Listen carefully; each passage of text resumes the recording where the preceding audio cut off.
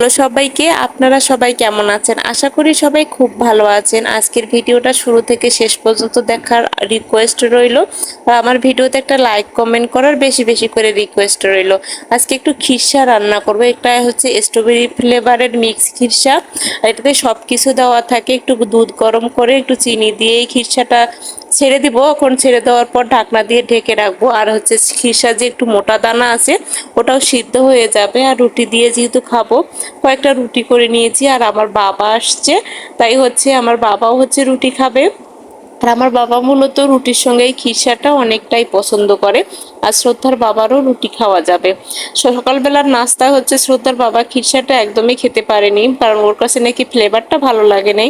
শ্রদ্ধার বাবা মূলত স্ট্রবেরিটা খেতে পারে না, ওই জন্য হচ্ছে খেতে পায় নাই।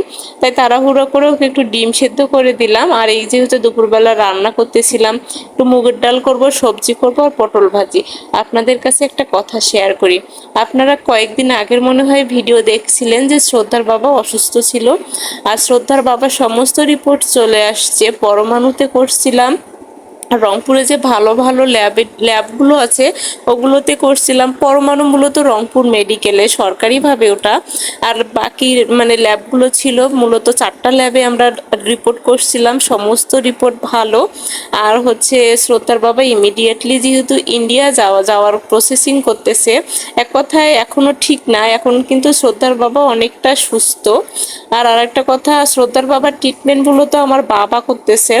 রংপুরে আমরা কোনো ডাক্তারের হচ্ছে ট্রিটমেন্ট নেইনি, কারণ সব সব ডাক্তারই হচ্ছে মূলত বলছিল যে অপারেশনের কথা। আর আমার বাবা হচ্ছে বলছে যে অপারেশন লাগবে না, তাই আমার বাবাই ট্রিটমেন্ট করতেছে।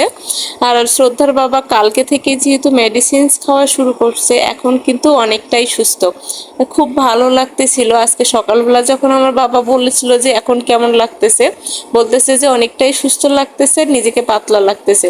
যাই হোক, খুব ভালো লাগতেছিল। আর আপনাদের কাছে আমার এই খুশির সংবাদটা শেয়ার করে নিলাম, কিছু মনে করিয়েন না। দুধ চা করে নিচ্ছি মূলত আমার বাবার জন্য। আর এই যে মিষ্টি কুমড়াটা ভাজি করছি, মিষ্টি কুমড়া দিয়ে কিন্তু পুঁই শাক খেতে খুব ভালো লাগে। আর আজকে শ্রদ্ধার বাবার জন্য হচ্ছে ফ্যাসা মাছ বলতে একটা এটা হচ্ছে সমুদ্রের মাছ, প্রচুর পরিমাণ নাকি আয়োডিন থাকে। সেটা কিনতে গেছিল হচ্ছে রংপুর পৌর বাজারে, সেখানে 1200 টাকা কেজি নিয়েছে। আমি শুনে আশ্চর্য, শুটকির দাম কিভাবে 1200 টাকা হতে পারে, কখনোই ভাবতে পারিনি। একটা মাছও মনে হয় এত মানে ইলিশ মাছ, একটা ভালো ইলিশ মাছও মনে হয় 1200 টাকা কেজি না, মানে হওয়ার মতো না। কিন্তু এই সামান্য শুকটি কিভাবে 1200 টাকা হয় ভাবতেই অবাক লাগে। যাই হোক, তারপরে শ্রদ্ধার বাবার জন্য ফল কেটে নিচ্ছিলাম। এখানে হচ্ছে আপেল আর হচ্ছে জামরুল কেটে নিচ্ছিলাম, কমলাটা শেষ হয়ে গেছে। একটু হচ্ছে পরে আমার বাবা যেহেতু পৌর বাজারে যাবে, তাই বললো যে না আমি পরে নিয়ে আসবো এখন। আর এই যে এই একটা মানে আপেল ছিল আর কয়েকটা জামরুল ছিল, ভাবলাম যে এগুলোই কেটে দিই দুপুরবেলা। আর এই যে পটল ভাজি করতেছিলাম, পটল ভাজি আর হচ্ছে ডাল আর সবজি দিয়ে আমাদের আজকে দুপুরবেলার খাবার। তা আমার কিন্তু বেশ ভালো লাগে। তো আজকের মতো ভিডিওটা এ পর্যন্ত। সবাই ভালো থাকবেন, সুস্থ থাকবেন, টাটা, বাই বাই।